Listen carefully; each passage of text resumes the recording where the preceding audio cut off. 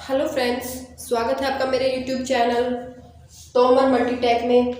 आज मैं आपको बीएड सेकेंड ईयर का टॉपिक करिकुलम कराने जा रही हूँ। ये करिकुलम जो टॉपिक है ये हमारा सेकेंड ईयर में भी है और फर्स्ट ईयर में भी है। सेकेंड ईयर में meaning, nature and its organising component, ये सारी चीज़ें इसमें हमें आप राइट करनी है।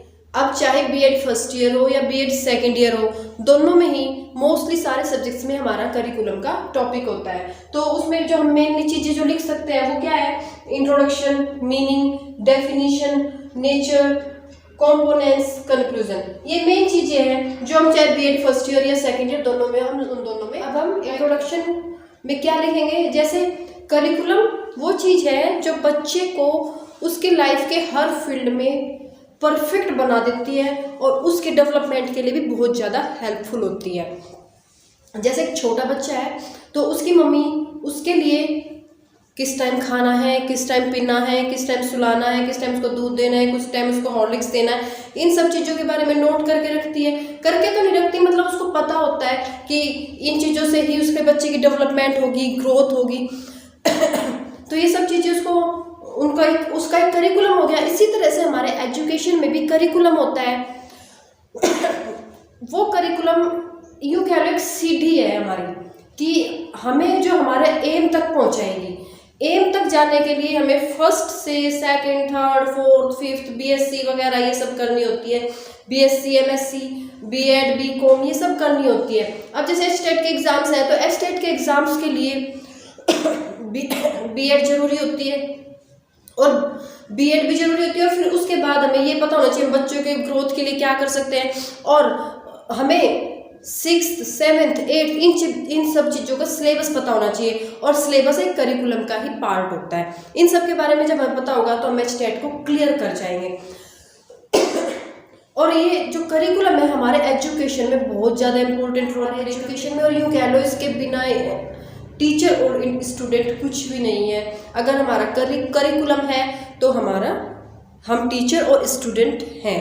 अगर करिकुलम नहीं है तो हम टीचर या स्टूडेंट नहीं है। तो फिर तो कैसे भी चलता रहे सिस्टम। ह्यूमिड हसन के अकॉर्डिंग इसके 4 डायमेंशंस होते हैं। सबसे पहला करिकुलम एज एन आइडिया, यानी कि करिकुलम एक आइडिया है, या यूँ कह लो कि जो हम अभी अपने एम तक जाने के लिए जो हम बातों को ले रहे हैं, जो हम पॉइंट्स बना रहे हैं, उसका एक आइडिया है। फिर उसके बाद प्लान रिटन, कि हम किस प्लान के अकॉर्डिंग हमें अपने एम तक जाना है, तो उसका क्या करिकुलम होगा। फिर एक्टिविटी, अब हमने आइडिया भी हो गया हमारा, प्लान भी हो गया, और उसके बाद हमारी है एक्टिविटी। अब हमारी एक्टिविटी भी होगी और उसके बाद हमारा रिजल्ट, कि अब हम जो हमारा एम था वहां तक हम पहुंच चुके हैं। तो ये ह्यूमिड हसन के अकॉर्डिंग इसके 4 डायमेंशंस हैं। अभी तो हमने ह्यूमिड हसन के अकॉर्डिंग किया था, लेकिन हम अब अगर अपने वे में लिखना चाहे तो करिकुलम इन्वॉल्व प्रोसेस, जैसे कि कंसेप्चुअलाइजेशन। सबसे पहले हम कॉन्सेप्ट्स बनाते हैं, फिर सिलेक्शन एंड ऑर्गेनाइजेशन, फिर हम उनको सेलेक्ट करते हैं और ऑर्गेनाइज करते हैं कंटेंट्स को, मटेरियल को, लर्निंग को। मतलब उनका सेलेक्ट करते हैं कि मटेरियल हमें क्या सिलेक्ट करना है, क्या अगर हमें टीचर बनना है तो उसके लिए हमें क्या करना चाहिए। फिर उसका सिलेक्शन करते हैं, ऑर्गेनाइजेशन करते हैं, फिर सजेशन ऑफ मेथड, और हम किस मेथड से अपने एम तक पहुंच सकते हैं। वो टीचिंग, अगर हमें टीचर बनना है तो हमें कौन सा मेथड अप्लाई करना होगा ताकि हम अच्छे टीचर बन सकें। फिर उसके बाद हमारा होता है इवैल्यूएशन, और इवैल्यूएशन हर फील्ड में, और इवैल्यूएशन तो हर फील्ड में होता है। तो आप ये सारी चीजें इंट्रोडक्शन में लिख सकते हो। Now meaning of curriculum. Meaning of curriculum एक लैटिन वर्ड से लिया गया है करिकुलम, जो कि कुरेरे है, और कुरेरे का मतलब होता है रेस कोर्स, यानी कि runway on which one runs to reach a goal. एक रास्ता है जिस पर हमें चलना है, हमें अपने गोल तक पहुंचने के लिए या अपने एम तक पहुंचने के लिए। करिकुलम इन्वॉल्व करता है कोर्स को, मेथड को, और aspect of norms and values, यानी कि कौन सा कोर्स हम जैसे टीचर के लिए कौन सा कोर्स हमारे लिए बेटर रहेगा, कौन से मेथड जिससे कि हम अच्छे टीचर्स बन सके, और aspect of norms and values, और क्या करिकुलम हमें उसके लिए चाहिएगा। तो ये हमें ये करिकुलम ये इन्वॉल्व करता है। हम यूँ कह सकते हैं कि करिकुलम एक हार्ट है लर्निंग इंस्टीट्यूशन का, क्योंकि करिकुलम के बिना ना तो स्कूल चल सकते, ना कॉलेज चल सकते, ना यूनिवर्सिटी चल सकती, कुछ भी नहीं चल सकता। अगर हम अपने लाइफ में भी कोई प्लान बनाते हैं तो वो भी एक करिकुलम ही के अकॉर्डिंग ही बनाते हैं, तो उसके बिना हमारी लाइफ भी अधूरी है, तो वो एक करिकुलम ही है। Now definition. करिकुलम एक वाइडर स्कोप होता है जिसमें नॉलेज आ जाती है, एटीट्यूड आ जाता है, बिहेवियर आ जाता है, मैनर आ जाते हैं, परफॉर्मेंस एंड स्किल आ जाते हैं, ये सारी चीज़ें आ जाती हैं। और ये वाइडर स्कोप हो गया तो इसका मतलब ये हो गया कि इसमें बहुत सारी चीज़ें इंक्लूड कर सकते हैं। सिलेबस भी किसी का ही पार्ट है, इसमें बहुत सारे डेफिनेशंस दे सकते हैं। जैसे सबसे पहले अकॉर्डिंग टू मुनेरो है, curriculum include all those activities which are utilised by school to attain the aim of education. का एम फाइंड आउट करने के लिए जो हमने एक्टिविटीज की उसको हम करिकुलम कहते हैं। और भी आप बहुत सारी डेफिनेशंस इसमें दे सकते हैं। Nature of curriculum.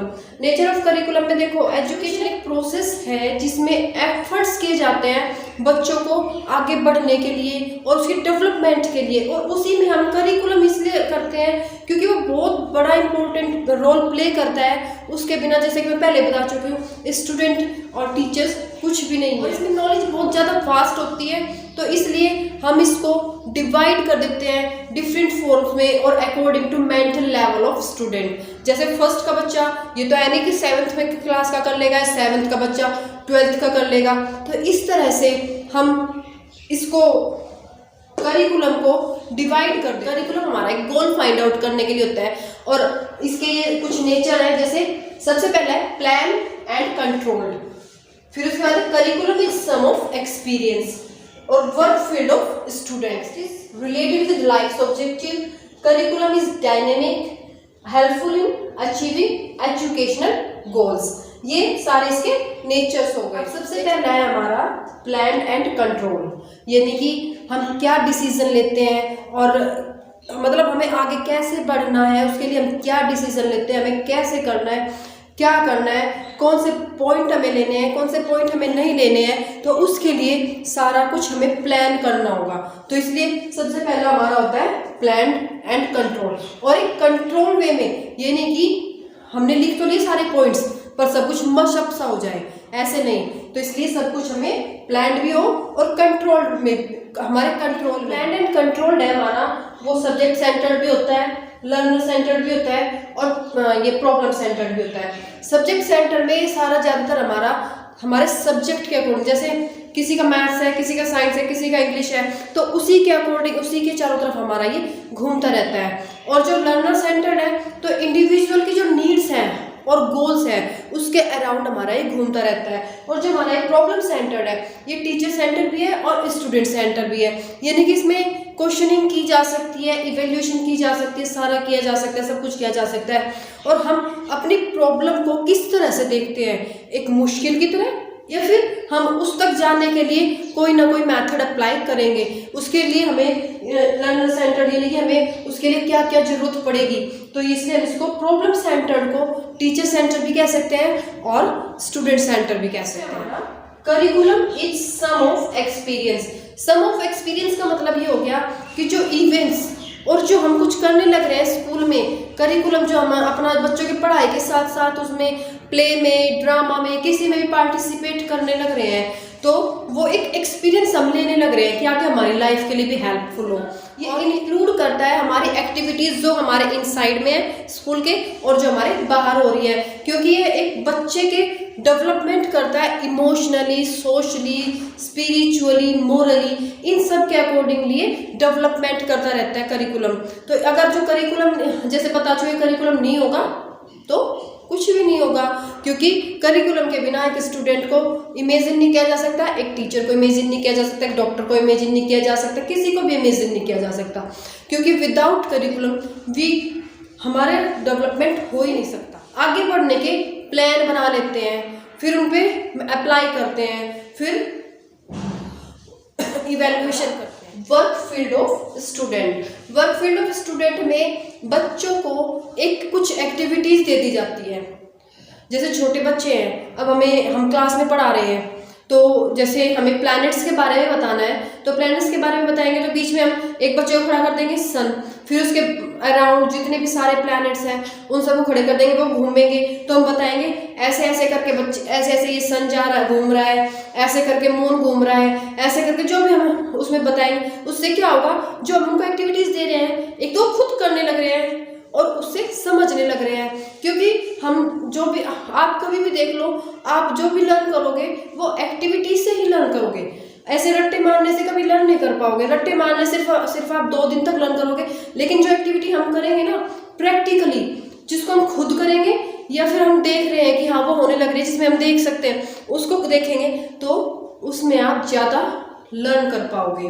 तो इसलिए वर्क फील्ड ऑफ स्टूडेंट में हम कुछ एक्टिविटीज़ देते हैं जिससे बच्चे के जो करिकुलम है उसमें डेवलपमेंट हो, यानी कि बच्चे का चारों तरफ से डेवलपमेंट हो। नेक्स्ट है हमारा रिलेटेड विद लाइफ ऑब्जेक्टिव। ये हमारा कॉग्निटिव एंड डेवलपमेंट एक्टिविटी से सारा का सारा रिलेट होता है, मतलब उसी के ऊपर बेस होता है। इसमें बच्चा गेन करता है कॉन्फिडेंस, हाई सेंस, ये सारी चीज़ इसमें गेन कर लेता है। और इसमें इसके मेन पर्पज है 4। अब जैसे डिस्क्राइब पर्पज ऑफ एक्टिविटी, यानी कि तुम इस रास्ते से क्यों जा रहे हो, दूसरे से भी तो जा सकते हो। अब जैसे हम पढ़ रहे होते हैं तो हम एक तो रट्टा मारने लग रहे हैं और एक हम उसको समझ के पढ़ रहे हैं। समझ के पढ़ने में क्या हो जाएगा, हम उसका सारा नॉलेज ले लेंगे, और रट्टे मारने में सिर्फ जो पेपर में आना है उसके फटाफट रट्टे मार लो, बस छुट्टी।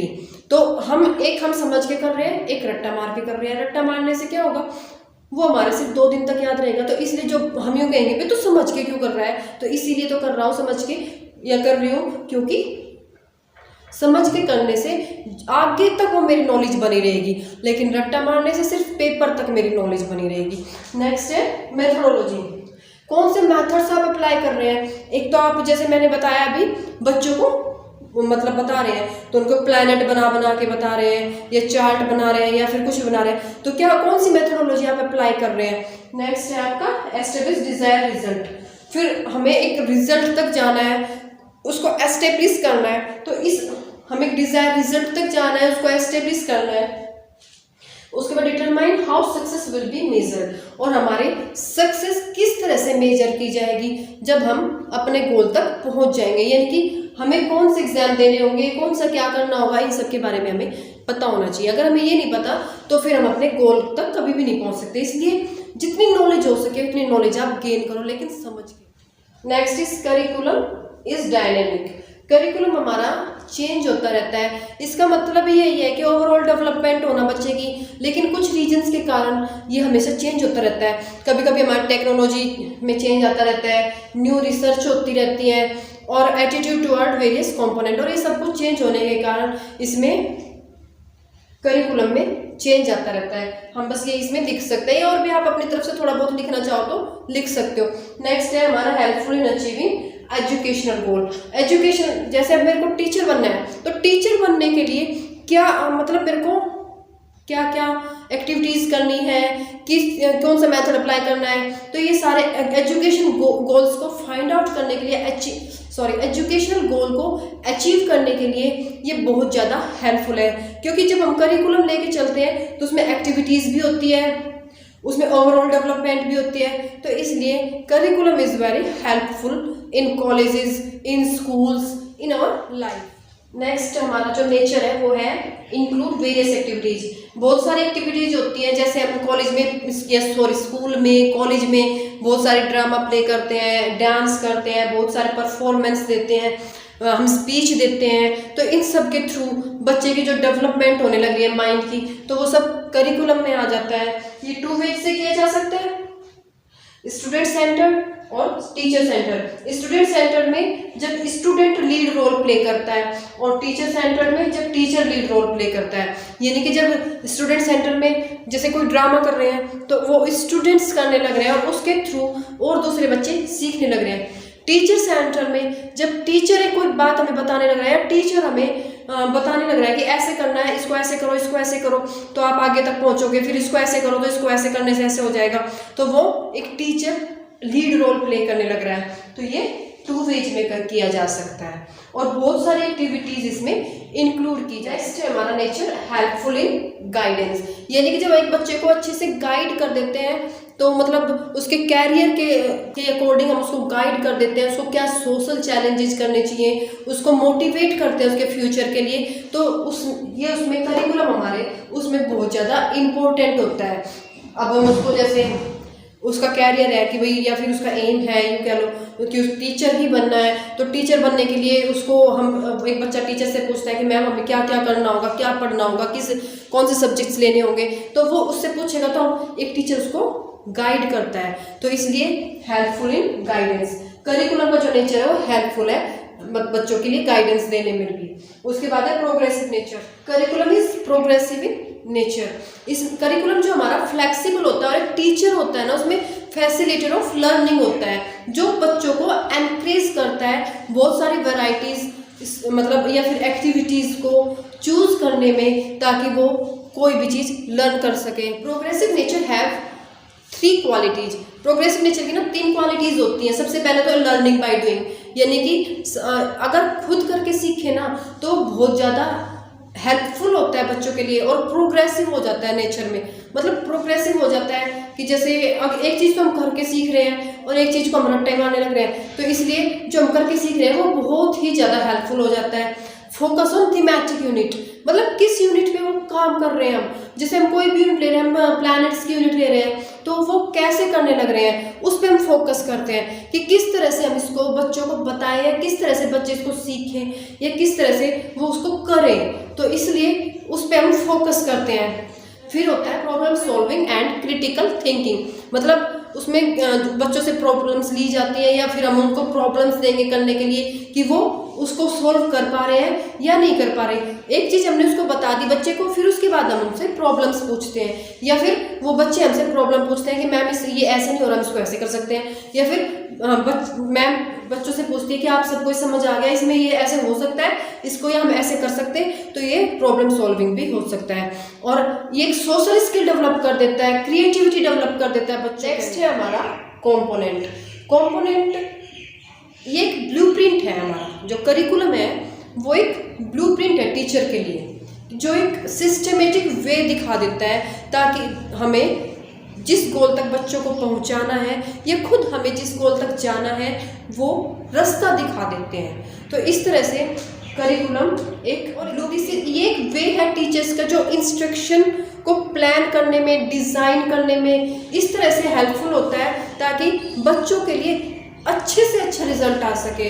तो इसलिए करिकुलम को हम इस तरह से भी प्लान कर सकते हैं, और एक टीचर उसको इस तरह से प्लान करता है। इसके 4 कंपोनेंट्स हैं: goal, aim and objective, content, methods, education, और ये एक दूसरे के ऊपर ही डिपेंड होते हैं। सबसे पहले गोल, एम एंड ऑब्जेक्टिव, यानी कि हमें करना क्या है। फिर कंटेंट, कंटेंट में हमें जो हम करना चाह रहे हैं, डॉक्टर बनने जा रहे हैं या टीचर बनने जा रहे हैं, उसके लिए हमें क्या कंटेंट है, हमारा क्या सब्जेक्ट है, उसके लिए हमें वो सारी चीज़ें इकट्ठी करनी होगी, या उसके बारे में लिख लो एक कि हाँ भाई हमें इसके लिए हमें ये चाहिए। नेक्स्ट है हमारा मेथड एंड स्ट्रेटेजीज, और मेथड एंड स्ट्रेटेजीज ये है। तो मेथड, हमें कौन सा मेथड अप्लाई करना होगा जिससे कि हम अपने गोल तक जा सकें। फिर इवैल्यूएशन, इवैल्यूएशन जब हमने सारा काम कर लिया तो लास्ट में इवैल्यूएशन आता है। हम टीचर बन गए तो अब हमें उसके लिए टेस्ट देना होगा कि हम अपने परफेक्ट टीचर बने हैं या नहीं बने। अभी अगर हम परफेक्ट नहीं बने तो हमें दोबारा से कोशिश करें। कॉम्पोनेंट को और ज़्यादा से अच्छे से एक्सप्लेन किया हुआ है, वो आप PDF में जो नीचे लिंक दे रखा है आप उसको देख सकते हो और उसमें अच्छे से समझ सकते हो। बस जो मतलब मैंने मेन पॉइंट था ना वो मैंने बता दिया कि क्या गोल है, क्या हमारा कंटेंट होना चाहिए, क्या मेथड्स होने चाहिए और क्या इवैल्यूएशन होने चाहिए। क्या इवैल्यूएशन होना चाहिए जिससे कि हम जिस चीज़ को हम पाना चाह रहे हैं वो हमारा है या नहीं, या फिर यूँ कह लो ये सारे एक दूसरे के ऊपर इस तरह से डिपेंड हो रखे हैं। अगर हमारा इवैल्यूएशन हुआ और उसमें हमारा मतलब हम टीचर या जो भी हम नहीं बन पाए तो दोबारा से फिर हम गोल सेट करेंगे, फिर दोबारा से कंटेंट देखेंगे, फिर दोबारा से मेथड अप्लाई करेंगे और फिर दोबारा से इवैल्यूएशन पे जाएंगे, दोबारा से टेस्ट देंगे ये कि हम परफेक्ट हो चुके हैं या नहीं हो चुके। तो ये सारे एक दूसरे के ऊपर भी डिपेंड है। नेक्स्ट आता है हमारा कंक्लूजन में हम लिख सकते हैं कि करिकुलम हार्ट है सभी इंस्टीट्यूट का, without curriculum they can not exist. और ये कह सकते हैं कि करिकुलम में इस तरह के कंटेंट होने चाहिए जो फंक्शनल हो, जो बच्चे की ऑलराउंड डेवलपमेंट के लिए हेल्पफुल हो। इसमें हम 4 फैक्टर्स दे सकते हैं जो हेल्प करते हैं लर्नर को एक गोल अचीव करने के लिए। सबसे पहले होता है institutional factor, teacher factor, teaching factor और लास्ट वाला लर्निंग फैक्टर। इसलिए ये सारे फैक्टर जो है ना, इंस्टीट्यूशनल, टीचर, लर्निंग और टीचिंग, ये सारे फैक्टर बहुत ज़्यादा हेल्पफुल होते हैं और ये हम कंक्लूजन में लिख सकते हैं। और भी आप अगर जो कुछ लिखना चाहें आप लिख सकते हैं। अगर आपको मेरी वीडियो अच्छी लगी हो तो please like, share, subscribe, comment कर दीजिए। अगर आपको और भी कोई इम्प्रूवमेंट चाहिए तो मैं इम्प्रूवमेंट जरूर करूँगी। Thank you and have a nice day.